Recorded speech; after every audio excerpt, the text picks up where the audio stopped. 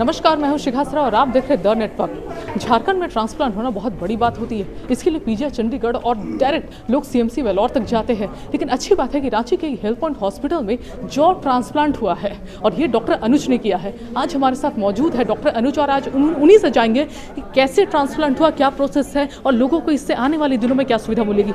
अनुज जी, सबसे पहले बताइए क्या ट्रांसप्लांट, जॉ ट्रांसप्लांट कैसे क्या होता है, जरा विस्तार में बताइए। ये पहली बात ये बिहार झारखंड उड़ीसा का पहला केस है जहाँ पे हमने एक पेशेंट के ऊपरी जबड़े को और एक पेशेंट के 2/3 निचले जबड़े को उन लोग ट्यूमर से ग्रसित थे, तो ट्यूमर से ग्रसित एरिया को काट के हटा के और जो बचे हुए पार्ट थे उसमें एक 3D प्रिंटिंग से बने जबड़े को हमने ट्रांसप्लांट किया। तो मतलब ये जबड़ा किसी और का नहीं है? नहीं, ये 3D प्रिंटिंग से बना हुआ है। उससे क्या है कि एग्जैक्टली जो इनका नॉर्मल शेप है वो एग्जैक्टली नॉर्मल शेप जो है वो मेंटेन हो गया। ठीक है, तो उससे बेनिफिट क्या है कि पेशेंट बिल्कुल वैसा ही दिखता है जैसा वो बीमारी से पहले दिखता था। वो एग्जैक्टली वैसा ही दिखता है क्योंकि वो टेक्नोलॉजी से है। वो क्या करते हैं, जैसे सपोज कीजिए आपके इस जबड़े को काट के हटा दिया, तो वो सॉफ्टवेयर में ही प्लानिंग होता है कि आप कहाँ से कहाँ तक काट के हटाइएगा। ठीक है, उसके बाद आप दूसरे साइड को मिरर इमेज करके यहाँ पे फिट कर देता है। ठीक है, और जो आपने फिट किया है उसको आप भेजते हैं लैब में टाइटेनियम के ब्लॉक्स आते हैं और उस ब्लॉक को लेज़र की विधि से वो उसी शेप में काटा जाता है जो शेप आपका सॉफ्टवेयर ने डिज़ाइन किया हुआ था। तो वो एग्जैक्टली पेशेंट का नॉर्मल अपीयरेंस आ जाता है। ये 3D प्रिंटिंग क्या है, जरा स्पेशली इसके बारे में 3D प्रिंटिंग रिलेटिवली बहुत नया टेक्नोलॉजी है जहाँ पे सपोज कीजिए जैसे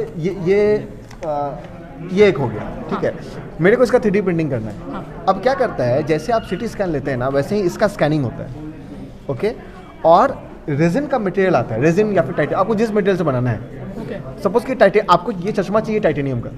ठीक है, तो मैं इसको स्कैन कर लूँगा। अच्छा। और वो स्कैन का डाटा जो है मैं अपने कटिंग मशीन को फीड कर दूंगा। वो कटिंग मशीन जो है वो उस लेज़र के ब्लॉक को हूबहू इसी शेप में प्रिंट करके दे देगा। तो इसका उपयोग कहाँ आता है, जैसे सपोज कीजिए हम लोग पहले भी हम लोग मेडिका में करते थे।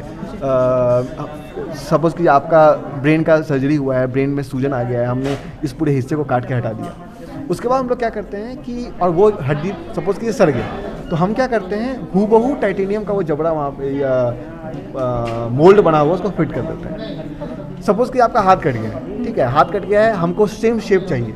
ठीक है, तो हम इसका स्कैन करेंगे, इसको एग्जैक्टली वहाँ फिट कर देंगे। तो अच्छा, एक बात बताइए, जैसे ये ट्रांसप्लांट हुआ है, जैसे हम किडनी ट्रांसप्लांट ये सब में देखते हैं कि आपको लाइफ टाइम पैनग्राफ और ये सब खाना नहीं, वो सब कुछ भी नहीं, कुछ भी नहीं। इसमें कोई मेडिसिन लाइफ टाइम नहीं चलेगा? कोई मेडिसिन, बस हम जो अभी स्टार्टिंग के 10 दिन के लिए देंगे वही देते हैं और कुछ भी नहीं। कुछ भी नहीं। आपको क्या लगता है कि ट्रांसप्लांट जगत में ऐसे लोगों को कितना आगे तक चल कर? देखिए, अभी रिलेटेड इंडिया का पहला सर्जरी 2014 में हुआ था। ठीक है, वर्ल्ड में अभी भी इस पर काम चल ही रहा है। तो बहुत ही नया टेक्नोलॉजी है। कैसे क्या बॉडी कैसे क्या एक्सेप्ट करेगा ये सब हमें 15 साल 20 साल बाद पता चलेगा। लेकिन अभी के लिए पेशेंट्स के लिए बहुत राहत भरा काम है, क्योंकि आपका फेस का आकार बिल्कुल आप जब कैंसर की बात करते हैं तो पेशेंट को लगता है कि कितना भयावह सर्जरी होगा, आपका जब जबड़ा कट जाएगा तो आप कैसे दिखोगे। तो बहुत बड़ा कंसर्न होता है साइकोलॉजिकली, खासकर ऐसे पेशेंट जिनकी उम्र 30 साल 32 साल है 35 साल है, वो पेशेंट को साइकोलॉजिकली बहुत लगता है कि एक बार मेरे को ट्यूमर हो गया, उसके बाद वो क्या कैसे जबड़ा खराब क्यों होता है डॉक्टर? कैंसर तो तंबाकू एक मेजर है इनका, जो है इनका बेसिकली प्रीमोडियल सिस्ट होते हैं, प्रीमोडियल टिश्यूज होते हैं। वो सेल्स जो हैं उनको समय के साथ गल जाना चाहिए, वो ना गले और वो वहीं परसिस्ट कर जाए, वो बाद में प्रोलिफरेट करके ट्यूमर बनता है। तो आजकल साइंस एंड टेक्नोलॉजी का हेल्थ में बहुत ज़्यादा देखा जा रहा है। हाँ। आपको क्या लगता है ये क्रांति किस रूप में? डेफिनेटली 3D प्रिंटिंग जो है ओवरऑल हेल्थ को हर सेक्टर में, चाहे आप किसी भी सेक्टर की बात करें, 3D प्रिंटिंग पूरी तरह एक काइंड ऑफ रिवॉल्यूशन लेके आ रहा है। और हर एक सेक्टर में, मतलब मुझे लगता है कि उसका टेक्निकल फील्ड में भी उतना ही रोल है। 3D प्रिंटिंग का आपको जो बाकी प्रोसेसिंग इंडस्ट्रीज है उसमें भी उतना ही रोल है, मैन्युफैक्चरिंग सर्कल में उतना ही रोल है। हेल्थ में थोड़ा नया है और फेशियल सर्जरी में तो ये बिल्कुल ही नया है।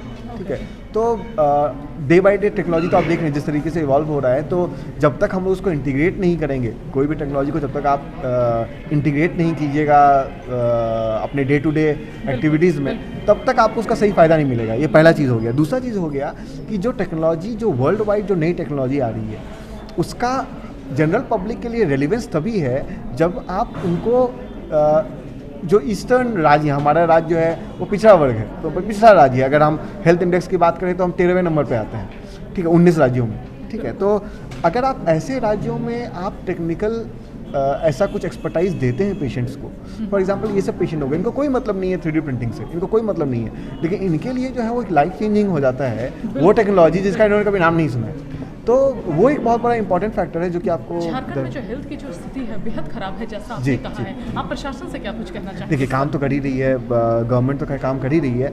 गवर्नमेंट से ज़्यादा दिक्कत ये है कि हम जो कोई भी, चाहे वो गवर्नमेंट सेक्टर्स के डॉक्टर्स हों चाहे वो प्राइवेट सेक्टर्स के डॉक्टर हों, जब तक हम कुछ इनोवेटिव लेके नहीं आएंगे तब तक जो है आप पेशेंट्स को आप बाहर के शहरों में माइग्रेट करने से नहीं रोक पाइएगा। ये एक फैक्चुअल है जिसको हम जितनी जल्दी समझें उतना अच्छा होगा। सपोज़ कीजिए हमको जैसे सपोज़ कीजिए हम जबड़े का नॉर्मल फ्रैक्चर करते हैं, पहले इसी के लिए पेशेंट जो है कोलकाता और ये जाते थे, अभी पेशेंट जो है रांची में ही अपने जबड़े का इलाज कराते हैं।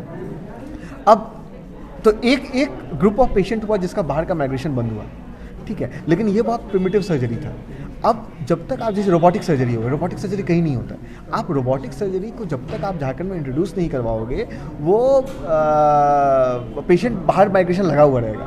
और रोबोटिक सर्जरी ये मतलब बेवकूफ़ी होगा अगर मैं उम्मीद करूं कि राज्य सरकार जो है, कोई भी राज्य सरकार, वो रोबोटिक सर्जरी रिम्स में लेके आए। क्यों? क्योंकि सरकार के अपने चैलेंजेस हैं। सरकार को जो ज़रूरी मेडिसिन है पहले उसको सुनिश्चित करवाना होगा, उनके अलग चैलेंजेस हैं। ट्राइबल हेल्थ पे वो बहुत ज़्यादा काम कर रहे हैं। हमको लगता है झारखंड सरकार जो है ट्राइबल हेल्थ पे बहुत अच्छा काम कर रही है। तो सरकार की प्रायोरिटी रोबोटिक सर्जरी नहीं हो सकती है। सरकार की प्रायोरिटी जो है वो बेसिक इम्यूनिटी सुधारना जो है वो सरकार की प्रायोरिटी है। यहाँ पे प्राइवेट सेक्टर्स का बहुत बड़ा रोल है, क्योंकि प्राइवेट हम जो है, जैसे मैंने सपोज कि 3D प्रिंटिंग किया तो मैंने अपना पैसा नहीं लगाया, मैंने अपना प्रॉफिट ज़ीरो कर दिया। मैं मैक्सिमम इतना सपोर्ट कर सकता हूँ, बाकी खर्च इन्होंने वहन किया।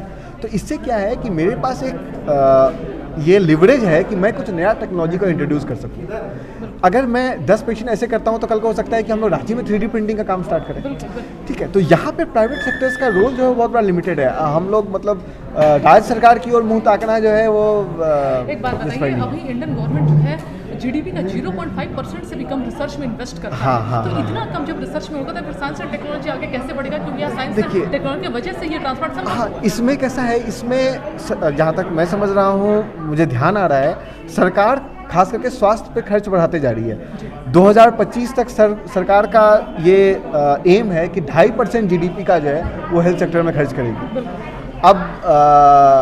अब ये लोग कैसे एलोकेशन होता है वो तो गवर्नमेंट अपना तय करेगी।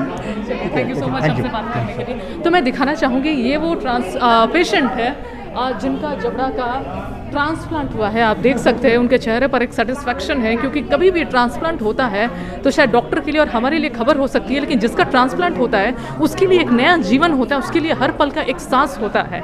इसी तरीके से ऐसे ही तमाम अपडेट के लिए आप देखते रहिए द नेटवर्क। धन्यवाद।